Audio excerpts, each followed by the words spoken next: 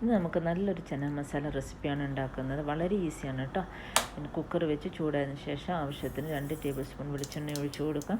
കടുക്, ഉലുവ, ഫെനൽസീഡ് ഇട്ട് കൊടുത്ത് നല്ലപോലെ ചൂടായി വരുന്ന സമയം നമുക്ക് ഇഞ്ചി വെളുത്തുള്ളി ചതച്ചതിട്ട് കൊടുക്കണം. അത് നല്ലപോലെ ഒന്ന് പച്ചമണം പോകുമ്പോഴത്തേക്ക് 2 സവോള അരിഞ്ഞതിട്ട് കൊടുത്ത് എരിവിനനുസരിച്ച് പച്ചമുളക്, ദെൻ കറിവേപ്പില ഇട്ട് കൊടുക്കുക.